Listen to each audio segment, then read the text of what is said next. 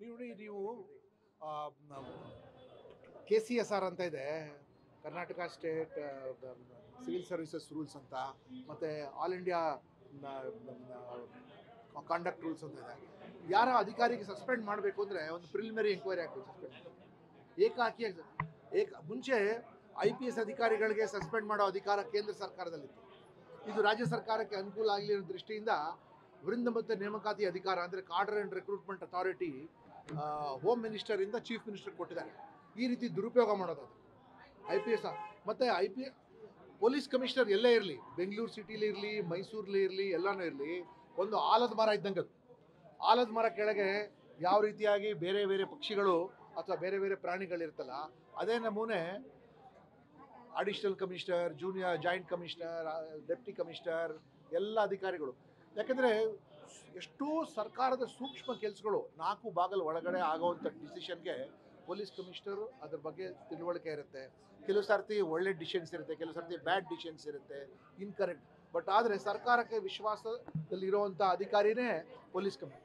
ಅಂಥ ಒಂದು ಪೊಲೀಸ್ ಕಮಿಷನರ್ಗೆ ನೀವೇ ಆಯ್ಕೆ ಮಾಡಿರೋಂಥ ಪೊಲೀಸ್ ಕಮಿಷನರ್ಗೆ ಕನಿಷ್ಠ ನೀವು ಅಸಮಾಧಾನ ಆಗಿದ್ರೆ ಅವ್ರಿಗೆ ವರ್ಗಾವಣೆ ಮಾಡ್ಬೋದಾಗಿ, ಅಥವಾ ರಜೆ ಮೇಲೆ ಹೋಗಿ ಅಂತ ಹೇಳ್ಬೋದಾಗಿತ್ತು, ಅಥವಾ ಬೇರೆ ಜವಾಬ್ದಾರಿ ಅಂತ ಹೇಳ್ಬೋದಾಗಿ, ಅಥವಾ ಅದು ಬೇಡ ನೀವು ಫಾರಿನ್ ಒಂದು ರೌಂಡ್ ಹೋಗ್ರಿ ನೀವು ಅಂತ ಕಳಿಸ್ಬಿಡ್ಬೋದಾಗಿತ್ತಲ್ಲ. ಅಂಥದ್ರಲ್ಲಿ ಇಷ್ಟು ಹೀನಾಯವಾಗಿ ಅವಮಾನ ಮಾಡಿ ಅವ್ರಿಗೆ, ಅವರ ಅಡಿಷನಲ್ ಕಮಿಷನರ್ಗೆ, ಅವ್ರ ಡೆಪ್ಟಿ ಕಮಿಷನರ್ಗೆ, ಅಸಿಸ್ಟೆಂಟ್ ಕಮಿಷನರ್, ಇನ್ಸ್ಪೆಕ್ಟರ್ ಎಲ್ರಿಗೂ ಮಾಡಿದ್ರೆ ಇಟ್ ಈಸ್ ಓನ್ಲಿ ಅವ್ರ ವೈಫಲ್ಯ ಅಲ್ಲ, ಅದು ಸರ್ಕಾರದ ವೈಫಲ್ಯವನ್ನು ಮುಚ್ಚಾಕಕ್ಕೆ ಪೊಲೀಸ್ನವ್ರಿಗೆ ಇದು ಮಾಡ್ತಿದ್ದಾರೆ. ಸರ್ಕಾರ ಏನು ಕ್ರಮ ತೊಗೊಂಡಿತ್ತು? ಏನಾದರೂ ಚೀಫ್ ಸೆಕ್ರೆಟರಿ ಲೆವೆಲಲ್ಲಿ ಏನಾದರೂ ಮೀಟಿಂಗ್ ಆಗಿತ್ತಾ? ಇಷ್ಟು ದೊಡ್ಡ ಜನದಟ್ಟಣೆ ಆಗ್ತಾ ಇದೆ, ಅದು ಫಸ್ಟ್ ಆ್ಯಂಟಿಸಿಪೇಟ್ ಮಾಡಬೇಕು. ಆ ಮೂಡ್ ನೋಡಿಬಿಟ್ಟೆ ಎಮರ್ಜೆನ್ಸಿ ಮೀಟಿಂಗ್ ಇದು ನಡುವೆ ಝೂಮ್ ಗೀಮೆಲ್ಲ ಅರ್ಧ ಗಂಟೆ ಮುಕ್ಕಾಲು ಗಂಟೆ ಸರ್ಕಾರ ಥರ ಯಾವ ಸಂಪನ್ಮೂಲಗಳಿಲ್ಲ ರೀ.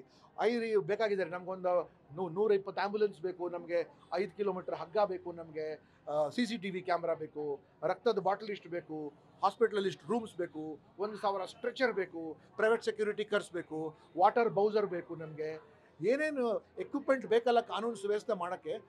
ಅವ್ರ ಸರ್ಕಾರದಲ್ಲಿ ಎಲ್ಲ ಇತ್ತಲ್ಲ, ಯಾಕೆ ಮಾಡಿಲ್ಲ? ಅದನ್ನು ತೊಗೊಂಡು ಹೋಗಿ ನೀವು ಪೊಲೀಸ್ ಕಮಿಷನರ್ಗೆ ಮಾಡಿದ್ರೆ ಇಡೀ ಪೊಲೀಸ್ ಇಲಾಖೆದು ಮನೋಬಲ ಕುಗ್ಗೋಗಿದೆ. ನಾವು ಯಾರಿಗೆ ನಂಬಿಟ್ಟು ಕೆಲಸ ಮಾಡೋಕ್ಕಾಗತ್ತಂತೆ? ಆಯಿತು, ರಾಜಕಾರಣಿಗಳೇ ಬೈತಾರೆ, ಚೀಮಾರಿ ಹಾಕ್ತಾರೆ, ದೂರ ಇಡ್ತಾರೆ, ಸರಿ. ಬಟ್ ಆದರೆ ಕಾಯಮಾಗಿ ಪೊಲೀಸ್ ಕಮಿಷನರ್ ತಾನೇ ರಕ್ಷಣೆ ಮಾಡೋದು ಎಲ್ರಿಗೂ. ಎಷ್ಟೋ ಸರ್ತಿ ನಾನು ಒಬ್ಬ DCP ಕೆಲಸ ಮಾಡಿದ್ದೀನಿ, ನಾವೆಲ್ಲ ತಪ್ಪು ಮಾಡಿರ್ತೀವಿ, ಪೊಲೀಸ್ ಕಮಿಷನರ್ ಸರ್ ತಪ್ಪಾಗಿದೆ, ಆಯ್ತು ಬಿಡಪ್ಪ ನಾನು ನೋಡ್ಕೋತೀನಿ, ಉತ್ತರ ಕೊಡ್ತೀನಿ ಅಂತ. ಅದಕ್ಕಿಂತ ಹಿಂದೆ ಇನ್ನೂ ದೊಡ್ಡ ದೊಡ್ಡ ತಪ್ಪುಗಳಿಗೂ ಪೊಲೀಸ್ ಕಮಿಷನರ್ ಮಟ್ಟದಲ್ಲಿ ನೀವು ಪೊಲೀಸ್ ಕಮಿಷನರ್ಗೆ ನೀವು ಹೊಡೆದಾಕ್ಬಿಟ್ರೆ, ಆಲದ ಮರನೇ ಕಡ್ದಾಕ್ಬಿಟ್ರೆ, ನೀವು ಆಲದ ಮರಕ್ಕೆ ಒಳಗಿರೋ ಬೇರೆ ಬೇರೆ ಸಣ್ಣ ಪ್ರಾಣಿಗಳು, ಪಕ್ಷಿಗಳು ಯಾರ ಹತ್ರ ನಾವು ಅಂದರೆ ಈಗ ಯಾರು ಧೈರ್ಯವಾಗಿ ಕೆಲಸ ಮಾಡೋಕ್ಕೆ ಹೋಗಲ್ಲ. ಇಷ್ಟು ನಾವು ರೈಡ್ ಮಾಡ್ತೀವಿ, ಎನ್ಕೌಂಟರ್ ಮಾಡ್ತೀವಿ, ಫಾಲ್ಸ್ ಎನ್ಕೌಂಟರ್ ಮಾಡ್ತೀವಿ, ಮತ್ತು ಸುಮಾರು ಕೆಲಸಗಳು ನಾವು ಮಾಡ್ತೀವಿ ಸರ್ಕಾರದ ಹಿತದೃಷ್ಟಿಯಿಂದ. ಯಾರಿಗೊಬ್ಬರು ನಂಬಿರ್ತೀವಿ ಪೊಲೀಸ್ ಕಮಿಷನರ್, ಯಾಕೆಂದರೆ ಈ ಅಧಿಕಾರಿ ವಿಶ್ವಾಸ ಸರ್ಕಾರದಲ್ಲಿದೆ. ಇವ್ರು ಏನು ಹೋಗಿ ಮುಖ್ಯಮಂತ್ರಿ ಕನ್ವಿನ್ಸ್ ಮಾಡಿದರೆ ನಮಗೆ ಅಭಯ ಹಸ್ತ ಇದೆ, ಆ ಅಭಯ ಹಸ್ತಾನೇ ನೀವು ಕಡ್ದಾಕ್ಬಿಟ್ರೆ ನೀವು ಏನು ಮೆಸೇಜ್ ಕಳಿಸ್ತೀರಾ? ಇಂಥ ಎಷ್ಟೋ ಘಟನೆಗಳು ರಾಷ್ಟ್ರದ್ದಂತಾಗಿದೆ.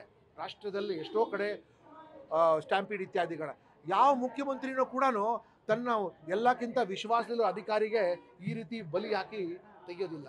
ಸೊ ಇದು ಕೇವಲ ದಯಾನಂದ್ ಅಂತ ಅಧಿಕಾರಿಯ ಕಗ್ಗೋಲೆ ಅಲ್ಲ, ಇದು ಸರ್ಕಾರ ಮಾಡಿರೋದು.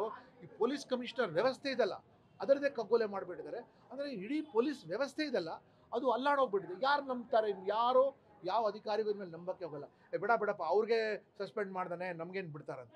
ಇದುವರೆಗೂ ಹೇಳ್ತಾ ಇದ್ದೀನಿ ರೀ, ಎಷ್ಟು ಸರ್ತಿ ಹೇಳಿದ್ದೀನಿ, your chief minister, your deputy chief minister and home minister, ಈ 3 ಜನ ಬಿಟ್ಟರೆ ಯಾರು ಅಪರಾಧಿನೇ ಇಲ್ಲ. They are the it is criminal negligence. Home minister ಇಷ್ಟು ದೊಡ್ಡ ಇಲಾಖೆ ನಡೆಸ್ತಾರೆ, ಅವ್ರಿಗೇನು ಇದು ಬೇಡವಾ?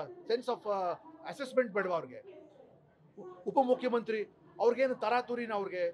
ಅವ್ರಿಗೆ ಅವರು ಪೊಲಿಟಿಕಲ್ ಇದಕ್ಕಾಗಿ ಅವರು ಏರ್ಪೋರ್ಟಲ್ಲಿ ಕಾಣಿಸ್ಕೊಳ್ತಾರೆ, ವಿಧಾನಸೌಧದಲ್ಲಿ ಇರ್ತಾರೆ, ಇಲ್ಲಿ ಸ್ಟೇಡಿಯಮಲ್ಲಿ ಇರ್ತಾರೆ, ಎಲ್ಲ ಕಡೆ ಕಪ್ಪಗೆ ಮುತ್ತು ಕೊಡ್ತಾ ಇದ್ದಾರೆ. ಇಲ್ಲಿಗೆ ಏನು ಇವ್ರು ಗೆದ್ಕೊಂಬಂದಿರೋ, ಏನು ಇವ್ರು ಆಟ ಮಾಡ್ಕೊಂಬಂದಿರೋ?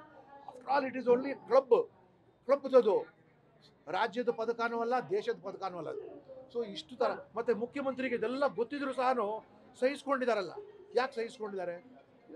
ಹಿ ಈಸ್ ದ ಒನ್ ಎಲ್ಲ ಒಂದು ಘಟನೆ ಆದರೆ buck stops with the chief minister finished, ಬೇರೆ ಇನ್ಯಾರಿಗೂ ಅಲ್ಲ. ಈ ಉಳಿದವರೆಲ್ಲ ಕೆಳ ಹಂತದಲ್ಲಿ ಇರೋರು ಅಲ್ಲ. ವಿಧಾನಸೌಧ ಮುಂದೆ ನಡೆದ ಕಾರ್ಯಕ್ರಮದಲ್ಲಿ ಅವ್ರ ಮನೆಯವರೇನೆ ಜಾಸ್ತಿ ಚರ್ಚೆ, ಅವ್ರ ಮನೆಯವರೆಲ್ಲ ಎಲ್ಲ ಮಂತ್ರಿಗಳು, ಕುಟುಂಬದವರು, ಮಕ್ಕಳು, ಮೊಮ್ಮಕ್ಕಳು, ಅಳಿಯಂದ್ರು, ಅವ್ರದೇ ಕಾಟ ಅಲ್ಲಿ. ಸರ್, ಈಗ ಟೆಕ್ನಿಕಲಿ ಈ ಸಿಎಂ, ಡೆಪ್ಯೂಟಿ ಸಿಎಂ ಮತ್ತೆ ಗೃಹ ಸಚಿವರ ತಪ್ಪು ಯಾವ ರೀತಿ ಹೇಳ್ಬೋದು? ಈ ಒಂದು deputy CM vicarious responsibility, over all responsibility ಅವ್ರದ್ದು. Deputy CM for completely hijacking the festival without any reason.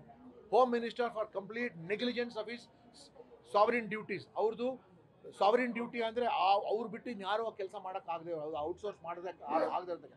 ಅವರು ಕಂಪ್ಲೀಟ್ ಅವ್ರು ಯಾವ ಕರ್ತವ್ಯ ನಿರ್ವಹಿಸಲೇ ಇಲ್ಲ ಹೋಮ್ ಮಿನಿಸ್ಟರ್.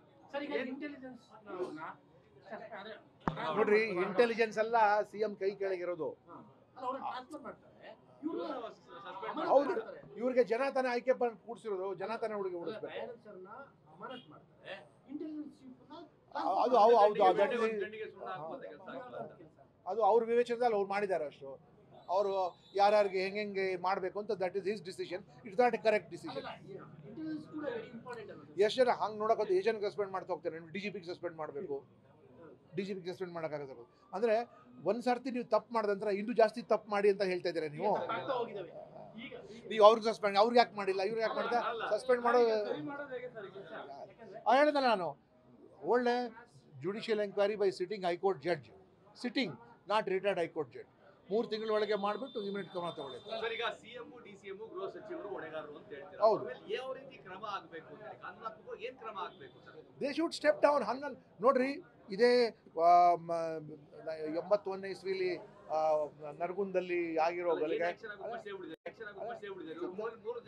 ಅವ್ರ high command, their high command should change them, that's all. 3 ಜನ should, all these 3 people should leave, they should get out. ಕಾನೂನಾತ್ಮಕವಾಗಿ ಏನು ಮಾಡಬೇಕು ಸರ್? FIR ಆಗಬೇಕು ಅವ್ರ ಮೇಲೆ, ಏನಾಗಬಹುದು ಅಂತ? ಕಾನೂನಾತ್ಮಕವಾಗಿ ಅವ್ರ ಮೇಲೆ FIR ಕೂಡ ಆಗಿದೆ. ಬಟ್ ಯಾರು ತನಿಖೆ ಮಾಡ್ತಾರೆ? ಮುಖ್ಯಮಂತ್ರಿಗಳ ಯಾರೊಬ್ರು ವಕೀಲರು, ಒಬ್ಬರ ಶರ್ಮಾ ಅಂತ ವಕೀಲ್ ಮಾಡಿದ್ದಾರೆ ಅಂತ ಅಲ್ಲಿಗೆ. ತನಿಖೆ ನೋಡೋಣ, ಯಾವ ತನಿಖಾಧಿಕಾರಿನೂ ಇವ್ರ ಕೈ ಕೆಳಗೆ ಇರೋದಲ್ವಾ? ಅದೆಲ್ಲ ಕಾರಣ ಅಲ್ಲ. ನೋಡಿ, ಬೆಂಗಳೂರು ಮಹಾನಗರ ಏನು ಹಳ್ಳಿ ಎಲ್ಲ, ಪಟ್ಟಣ ಅಲ್ಲ. ಇದು ಅಂತಾರಾಷ್ಟ್ರೀಯ ಮಹಾನಗರ. ಇದು ಇಡೀ ಪ್ರಪಂಚ ನೋಡ್ತಾ ಇದೆ ಬೆಂಗಳೂರು ಸಿಟಿಲಿ ಏನಾಗ್ತಾ ಇದೆ.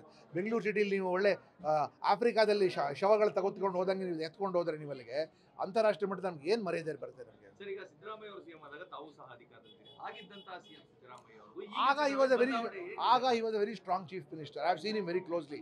ಈಗ he is very weak ಮತ್ತೆ ಕವರ್ಡ್ಲಿ, ಹೇಡಿತನ, ಹೆಲ್ಪ್ಲೆಸ್, ಅಸಹಾಯವಾಗಿದ್ದಾರೆ, ಮತ್ತೆ ಮಾತು ಕೇಳಲೇಬೇಕು.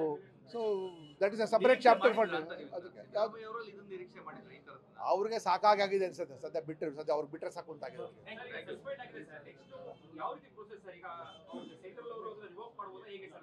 ಅವ್ರಿಗೆ ರಿವೋಕ್ ಮಾಡ್ದೋ.